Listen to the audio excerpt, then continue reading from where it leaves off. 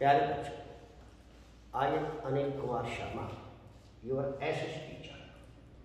आज आपको एसएस में इतिहास के लेसन नंबर 3 भूमंडलीकृत विश्व का बनना, इसके बारे में बताएंगे। देखिए, विश्व के अंदर बहुत प्राचीन समय से ही आपस में वस्तुओं का आदान प्रदान होता रहा है। उस आदान प्रदान के दौरान हमारे यहाँ कुछ सांस्कृतिक, कुछ सामाजिक और कुछ आर्थिक रूप से भी प्रगति हुई है, क्योंकि जो व्यापारी या सौदागर अपने सामान को लेकर एक स्थान से दूसरे स्थानों पर जाते थे, वो वहाँ से सोना चांदी इत्यादि लेके आते थे, जिससे देश की आर्थिक स्थिति मजबूत होती थी। इतना ही नहीं, वहाँ के रीति रिवाज, परंपराएं, पहनावा जो उन लोगों को अच्छा लगता था, उसको भी वो यहाँ जा कर के, यही नहीं विश्व के किसी भी देश में लगा लो, वहाँ के लोग भी उनको वहाँ ले जा कर के उनका उपयोग करते थे।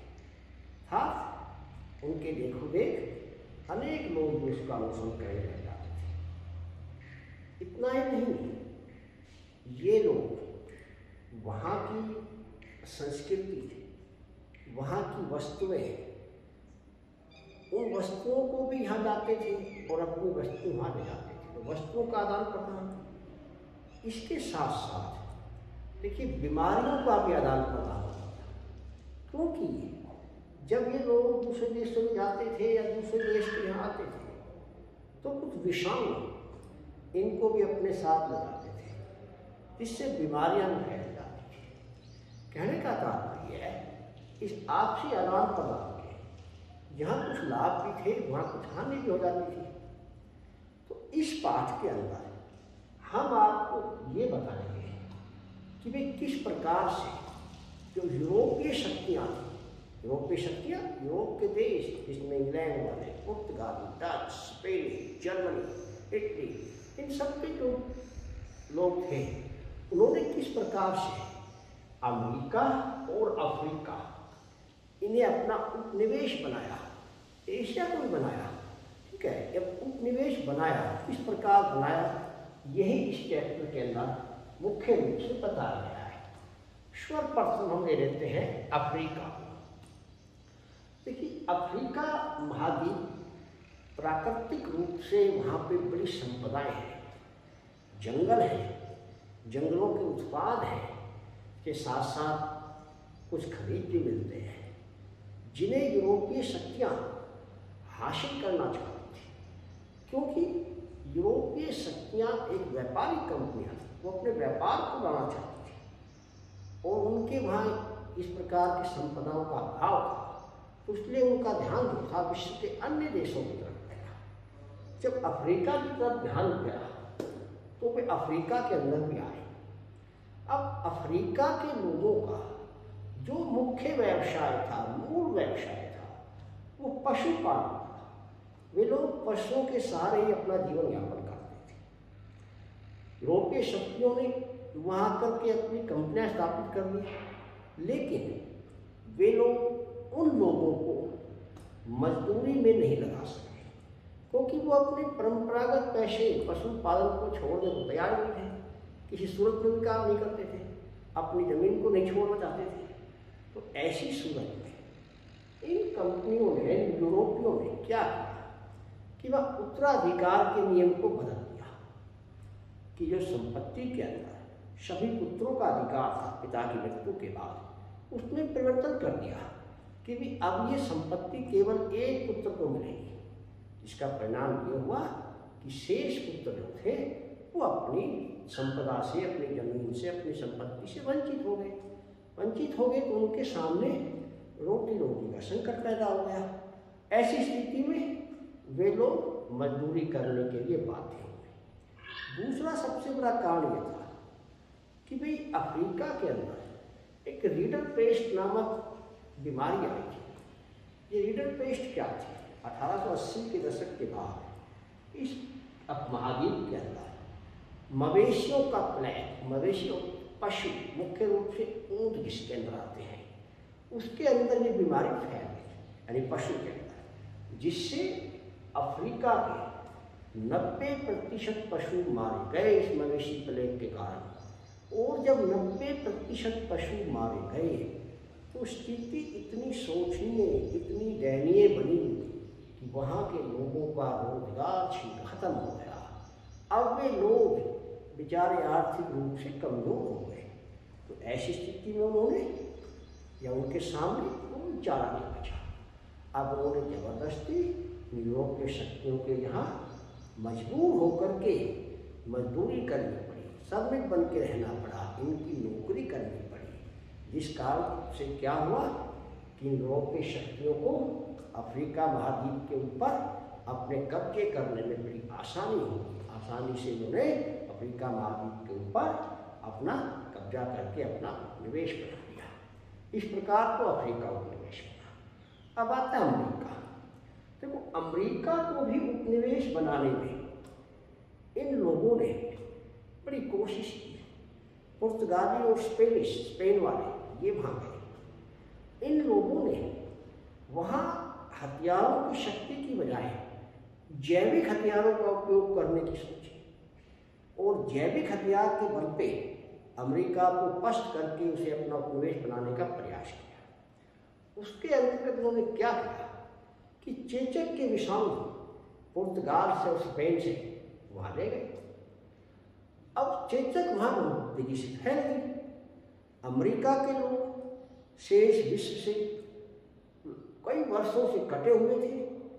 उन लोगों के शरीर के अंदर चेचक के विषाणु से लड़ने के लिए रोग प्रतिरोधी क्षमता का अभाव था। अब जब रोग प्रतिरोधी क्षमता का अभाव था तो चेचक वहाँ एक महामारी के रूप में फैल गई। उन क्षेत्रों में भी फैल गई जिन क्षेत्रों में ये यूरोपवासी गए भी नहीं थे, और गांव के गांव इस चेचक की महामारी के कारण खत्म हो गए, लोग मर गए। इतना बुरा हाल हो गया कि इन यूरोपीय शक्तियों को अमेरिका को अपना उपनिवेश बनाने में बड़ी आसानी होगी, बड़ी सुविधा होगी, और शीघ्रता से इन्होंने अमेरिका को भी अपना उपनिवेश बना लिया। ये तो भाई होगा उपनिवेश बनाना। और फिर इन्होंने उपनिवेश बना करके अपने कारोबार को खूब आगे बढ़ाया। इतना आगे बढ़ा दिया कि ये कंपनियां वहाँ पर कच्चा माल लाने लगी वहाँ का, और तैयार माल देशों के अंदर बेचने लगी। कंपनियों ने ऐसा क्यों किया? इन्होंने व्यापारिक कंपनियों ने, ये इनका उद्देश्य था कि भाई इनके देश के अंदर तेजी से औद्योगिकरण हो गया, मशीनी युग आ गया, और वस्तुओं की मांग बढ़ गई। और मांग बढ़ने के कारण इन लोगों के पास अब कच्चे माल का अभाव हो गया। अब कच्चे माल की प्राप्ति के लिए इन्होंने अमेरिका, अफ्रीका, एशिया इन माध्यमों का रुख किया और इन्हें अपना गुलाम बना के अपनी व्यापारिक कंपनियां स्थापित कर दी और वहाँ से माल लाने लगे। कच्चे माल की प्राप्ति तो हो गई, साथ साथ अब उत्पादित माल, तैयार माल को बेचने के लिए इन्हें इन देशों में बाजार मिल गया। ये वहाँ का तैयार माल लाए और इन देशों के अंदर बेच दें। परिणाम स्वरूप इन यूरोपीय कंपनियों को, यूरोप के देशों को बड़ा भारी फायदा होता है। और अपने फायदे के लिए उन्होंने विश्व के अनेक क्षेत्रों को अपना उपनिवेश बना के रखा। अब इसके बाद आता है महामंदी के कारण कि संसार में 1928 से लेकर 34 के बीच महामंदी का दौर रहा है। और ये महामंदी 1929 से 33 तक ज़्यादा तेज रही है, और 1931 में भारत के अंदर काफ़ी मात्रा में रही है। इस महामंदी के अनेक कारण थे। अनेक में क्या, दो ही प्रमुख कारण माने जाते हैं। एक तो कृषि उत्पादन में वृद्धि भाई।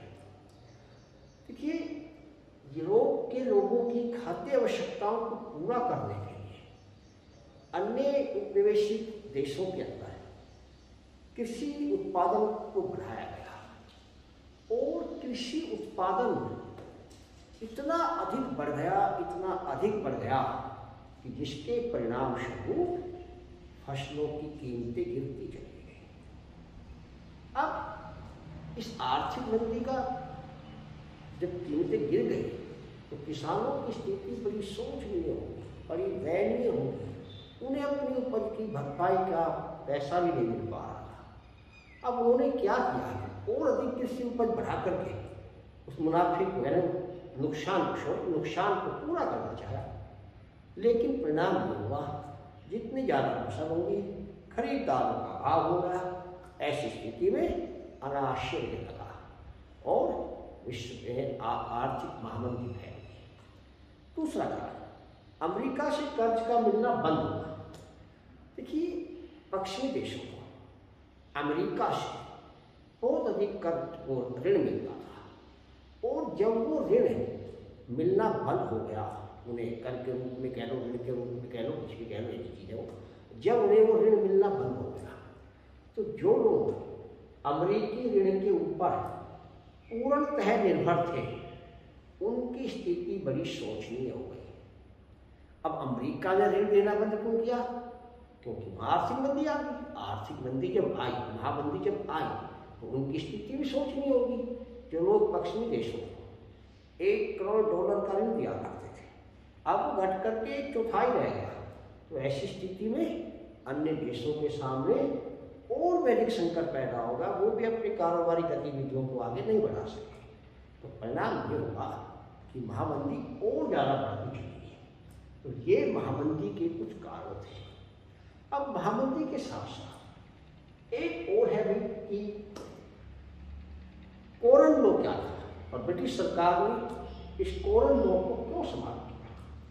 कि कारण में मक्का होती है। ब्रिटिश सरकार ने मक्का की आयात के ऊपर पाबंदी लगा दी। ये कोरन लॉ था।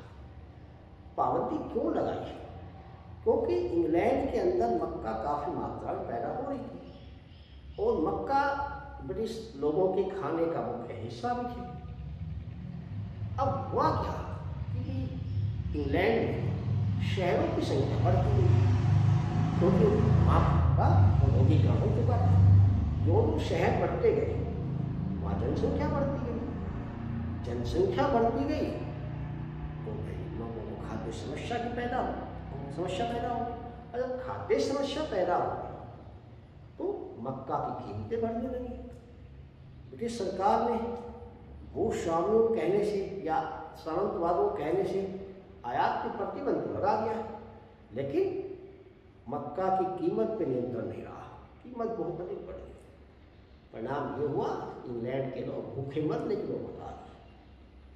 अब उन्होंने अपनी सरकार के खिलाफ विद्रोह करके कानून को समाप्त कर दिया। समाप्त दोनों से जब कानून समाप्त हुआ तो विश्व के अन्य देशों से मक्का वहाँ पहुँचने लगी तो मक्का की कीमतें कम हो गई और लोगों का गुजारा हो गया। तो ये कोरन लॉ था। शुरू में इसको जो है बंद किया, और फिर जो है वापिस ले लिया। तो इसके साथ साथ अब आपके समझ प्रश्न आ रहा है कि भाई जो खाद्य उपलब्धता थी उसके ऊपर तकनीक का क्या प्रभाव पड़ा। देखिए, जो तकनीक का विकास होता है, तकनीक से मतलब यंत्रों का, औजारों का, तो खाद्य उपलब्धता आसान होगी। उसका कारण है जो परिवहन सुविधा बढ़ी, यातायात सुविधाएं बढ़ी, रेलों का जाल फैला, सड़कों का जाल फैला, वस्तुएं एक स्थान से दूसरे स्थान पर आसानी से पहुंचने लगी। बड़ी बड़ी रेल बोगियों को बनाया गया, समुद्री जहाज बनाए गए जिनमें कई टन खाद्य सामग्री भर के एक स्थान से दूसरे स्थान पर ले जाया जाता है। ये संभव तकनीक के कारण हुआ। दूसरा सबसे बड़ा सुधार कि यूरोप वासियों की प्रश्न अलग से भी है। मांस को मांग पूरा करने के लिए अमेरिका से जो है जिंदा पशु लाया जाते थे। मांस नहीं लाया जाता था, जिंदा पशु, और फिर उन पशुओं को लाकर यूरोप के देशों में काटा जाता था। परिणाम क्या निकलता था कि जब पशु आते थे जिंदा, तो कई पशु को जहाज के अंदर छोटा स्थान होने के कारण बीमार पड़ जाते थे, उनका वजन हल्का हो जाता था या उनका मांस खाने योग्य नहीं रहता था। परिणाम स्वरूप मांस बहुत अधिक महंगा हो गया। और जब नई तकनीक आ रेफ्रिजरेटर यानी फ्रिज, तो जहाजों के अंदर इनको बनाया जाने लगा। अब जिंदा पशु के स्थान पे पशुओं का मांस आने लगा, और जब पशु का मांस आने लगा तो मांस जिंदा पशु की तुलना में ज़्यादा जाएगा। और जब इस चीज़ की मात्रा बढ़ जाती है, ज़्यादा हो जाती है, उस चीज़ की कीमतें भी कम हो जाती हैं। तो परिणाम क्या हुआ कि पहले तो यूरोप वालों के लिए मांस खाना बड़ा मुश्किल था, गरीब लोगों के लिए। फिर उसके बाद में मांस खाना तकनीक आई तो मांस खाना आसान हो गया। तो तकनीक का इस खाद्य उपलब्धता के ऊपर बहुत ज़्यादा प्रभाव पड़ा है। ठीक है, अब इस चैप्टर में एक जाति आयरलैंड का आलू आकार को आयरलैंड का आलू आकार।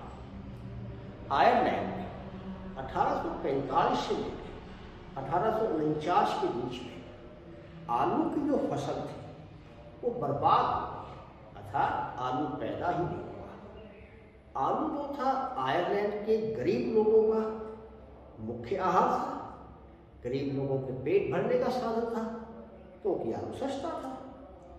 और जब आलू का अकाल पड़ गया, फसल ही पैदा नहीं हुई, तो वहाँ पर स्थिति भूखों मरने की आ गई। कहते हैं कि अनुमान के अनुसार 10 लाख लोग मारे गए आयरलैंड के अंदर आलू की पैदावार न होने की वजह से। तो ये आयरलैंड का आलू आकार था। अब यहाँ प्रश्न उठता है कि अमेरिका से भारत में, एशिया में क्या क्या चीज़ें आई और एशिया से क्या क्या चीज़ें बाहर गई, उनका एग्जाम्पल देना है। देखो, चीन से नूडल्स पश्चिमी देशों में गए, चीन से रेशम पश्चिमी देशों को गए, और भारत से सूती वस्त्र और गरम मसाले या मसाले ये विदेशों में गए, बाहर के देशों में गए। और अमेरिका जैसे देश से सोयाबीन, टमाटर, आलू, शक्कर, इस प्रकार के पदार्थ, खाद्य पदार्थ हिंदुस्तान में आए। तो ये तो खाद्य पदार्थों का आना और जाना, इस प्रकार की तकनीक थी, यानी कि व्यापारिक माध्यम से आते जाते थे। अब आता है कि भाई जब पहला विश्व युद्ध हुआ 1914 से 1939 से 45, जब विश्व युद्ध हुए तो देशों की आर्थिक स्थिति बड़ी कमजोर हो गई, और उस आर्थिक स्थिति इतनी कमजोर हो गई कि लोगों के लिए अपने देश के विकास की बात तो छोड़िए, खाने के तक की नौबत नहीं आ गई, अन्न तक का अभाव हो गया। तो ऐसी स्थिति में विश्व के लोगों ने मिल बैठकर एक संगठन बनाया, जिसे हम G77 के नाम से भी जानते हैं। दूसरा ब्रेटन वुड्स समझौता है। तो सर्वप्रथम हम ब्रेटन वुड्स के बारे में बताते हैं। देखिए, विश्व युद्ध के बाद जब आर्थिक स्थिति बहुत ज़्यादा ही खराब हुई, तब विश्व के कई देशों में, अमेरिका के न्यू हैम्पशायर शहर में ब्रेटन वुड्स नामक स्थान पर एक सम्मेलन का आयोजन किया, और इस सम्मेलन के अंदर अमेरिका की और विश्व की अर्थव्यवस्था को सुधारने के कुछ सुझाव दिए गए, जिसके अंतर्गत अंतर्राष्ट्रीय मुद्रा फंड IMF इसका गठन किया। इसके माध्यम से पैसे जुटाने का प्रयास किया गया। दूसरा, उन्होंने एक विश्व बैंक बनाया। इन दोनों के माध्यम से अब हर देश की अर्थव्यवस्था को सुधारने का प्रयास किया। इसी की तर्ज पे G77 ये क्या था?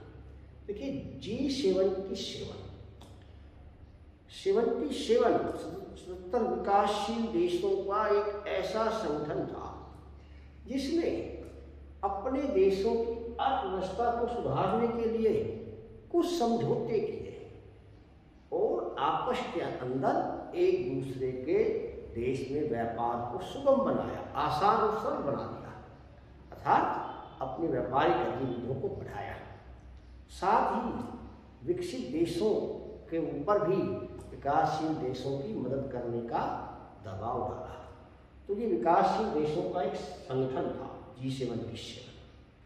इसे ब्रेटन वुड्स की जुड़वा संतान की संज्ञा दी गई। क्यों दी गई? देखिए, क्योंकि जब ब्रेटन वुड्स में 2 समझौते हुए, IMF की स्थापना हुई, विश्व बैंक की स्थापना हुई, वो भी जो संगठन थे उनका उद्देश्य भी आर्थिक स्थिति को मजबूत करना था। और G70 जो है, G77 विकासशील देशों का संगठन, इसका उद्देश्य भी आर्थिक व्यवस्था को मजबूत करना था। तो इसीलिए G77 को ब्रेटन वुड्स की जुड़वा संतान की संज्ञा दी है। ये तो आपको मैंने बताया ब्रेटन वुड्स और G77 के बारे में। अब देखिए, तो ये महामंदी आई थी विश्व में। इस महामंदी का भारत के ऊपर भी गहरा प्रभाव पड़ा। क्यों पड़ा? क्योंकि भारत एक विकासशील देश था और जब ये मंदी आई तो भारत के जो उत्पाद थे, अनाज था, विदेशों में जाता था। अमेरिका के अंदर महामंदी आ गई। परिणाम क्या हुआ? भारतीय वस्तुओं की कीमतें भी गिर गई। और जब भारतीय वस्तुओं की कीमतें गिरी तो भारत का किसान बेचारा गरीब होता चला गया। एक अनुमान के अनुसार अकेले जूट के उत्पादन में ही 60% की कमी होती थी। 60। आप अंदाजा लगा सकते हो। ऐसी स्थिति जब आ गई और देश के किसान, काश्तकार बेचारे भूखे मरने लगे। क्यों? जितनी पैदावार करके फसल उगाते थे, जितनी पैदावार वो कर रहे थे, फसलों का उत्पादन कर रहे थे, उसकी लागत भी वसूल नहीं हो रही थी। क्यों? महामंदी का प्रभाव ऐसा है। तो भारत के ऊपर भी इस महामंदी का बहुत ही बुरा प्रभाव पड़ा। परिणाम स्वरूप भारतीय किसान खेती छोड़ करके मजदूरी करने की तरफ अग्रसर हुए, क्योंकि महामंदी का ग्रामीण क्षेत्रों पर ज़्यादा प्रभाव पड़ा। जितने फसली उत्पादन थे ग्रामीण क्षेत्रों में होते थे, शहरी क्षेत्रों में ऐसा कोई उत्पादन नहीं था। तो ऐसी स्थिति में जो था, अर्थव्यवस्था तो खराब हुई, लेकिन काश्तकार होता खेती करने वाला, किसान यानी, उनकी स्थिति बड़ी शोचनीय हो गई। तो इस महामंदी का भारत के ऊपर बहुत ही बुरा प्रभाव पड़ा। अब यह प्रश्न उठता है कि भी जब ये 2 संगठन बने, ब्रेटन वुड्स और G77, तो एक वैश्वीकरण की नीति बनी। वैश्वीकरण क्या होता है कि अपने देश की अर्थव्यवस्था को विश्व की या संसार की अर्थव्यवस्था के साथ जोड़ना, ये वैश्वीकरण कहलाता है। अर्थात अनेक देशों की व्यापारिक कंपनियां या औद्योगिक कंपनियां एक दूसरे देश में लगने लगी। इस विषय में आपको यहाँ तो सिर्फ मैं मोटे तौर पर बता रहा हूँ, डिटेल में आपका इकोनॉमिक्स का पाठ आएगा, वैश्वीकरण और बारीकरण, उसके अंदर बताएंगे। देखिए, एक तो इस वैश्वीकरण का प्रभाव ये हुआ कि भी वस्तुओं की कीमतें स्थिर होगी, महंगाई स्थिर होगी, नहीं बढ़ी। क्यों? क्योंकि एक ही वस्तु का उत्पादन करने वाली जब अनेक कंपनियां हो जाती हैं तो वस्तु की मूल्य में स्थिरता आ जाती है। फॉर एग्जाम्पल, आप मोबाइल को ले लीजिए। अगर मोबाइल की एक कंपनी रहती है तो वो कंपनी इच्छा अनुसार मोबाइल के दाम तय है, लेकिन अनेक कंपनियों के मोबाइल आ गए, तो जिससे क्या हुआ? कीमतें लगभग स्थिर हैं। तो एक तो कीमतें स्थिर हो गई, दूसरा प्रतियोगिता बढ़ गई। जब प्रतियोगिता बढ़ी तो वस्तु की गुणवत्ता में सुधार आया, अर्थात हर कंपनी अपने माल को बेचने के लिए अच्छी से अच्छी वस्तु का उत्पादन करने लगी। रोजगार सृजन हुआ, रोजगार के अवसर बढ़ गए। क्यों? जब जितना ज़्यादा वैश्वीकरण होगा उतना अधिक लोगों को रोजगार मिलेगा, और जितना रोजगार मिलेगा उतना ज़्यादा देश का विकास होगा। तो इस वैश्वीकरण का एक नहीं अनेक क्षेत्रों के अंदर बहुत ज़्यादा फायदा होगा। देश में देशी मुद्रा जब वैश्वीकरण होगा, वस्तुएं बिकेंगी तो देश के अंदर विदेशी मुद्रा का भी आगमन होगा। तो कहने का तात्पर्य मेरा ये हुआ कि इस वैश्वीकरण के कारण भारतीय अर्थव्यवस्था जो थी उसी मजबूती की ओर होगी गई, अर्थात वो मजबूत हो गई। और अब है भाई दूसरा विश्व महाध्वंस है। क्यों कहते हैं इसे? देखिए, दूसरा विश्व युद्ध था 1939 से 45 के बीच चला है। इस विश्व युद्ध में बहुत अधिक मात्रा में जान और माल की हानि। एक अनुमान के अनुसार 6 करोड़ लोग दूसरे विश्व युद्ध में मारे गए थे और इससे 4 गुना लोग घायल हो गए थे। तो इसलिए इस युद्ध को इतिहास के अंदर महाविध्वंस के नाम से भी जाना जाता है, जिससे बड़ी बड़ी शक्तियाँ, अमेरिका, रूस जैसी शक्तियाँ जो थी, उनका आर्थिक रूप से ही पतन हो गया था। और इस युद्ध के बाद भारत जैसे जो देश थे, इनका औद्योगिक उत्पादन एकदम से बढ़ गया।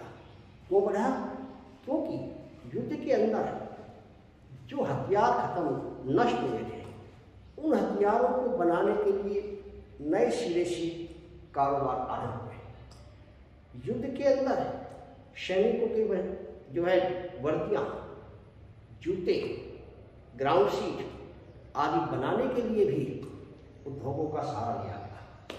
तो इन युद्ध के बाद भारत के औद्योगिक उत्पादन के अंदर एकदम से नई क्रांति आ गई और भारत के अंदर इन वस्तुओं की उत्पादन क्षमता बहुत ज़्यादा हो गई। कहने का तात्पर्य कुछ क्षेत्रों में इनका बहुत अच्छा प्रभाव भी रहा, लेकिन युद्ध तो युद्ध होता है जिसमें आर्थिक नुकसान ज़्यादा होता है।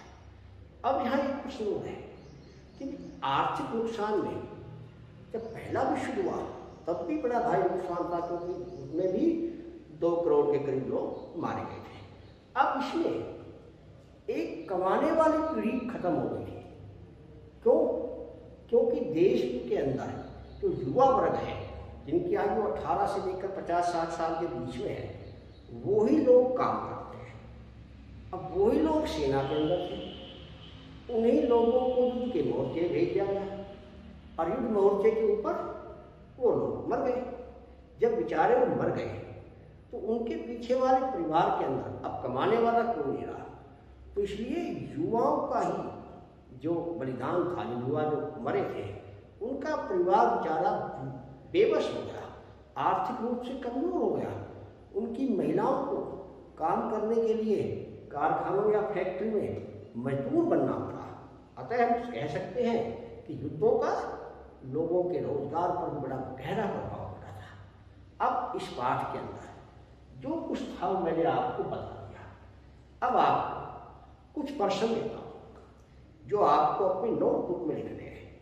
सर्वप्रथम है कि चीन और भारत में अमेरिका से क्या चीजें आई और अमेरिका को किन चीजों का चीन ने और भारत ने निर्यात किया, यानी भेज दी। अगला प्रश्न आपको देना है कि यूरोपीय शक्तियों ने किस प्रकार से अफ्रीका को अपना उपनिवेश बनाया। नेक्स्ट प्रश्न आपका है कि भाई महामंदी के कारणों की व्याख्या करिए।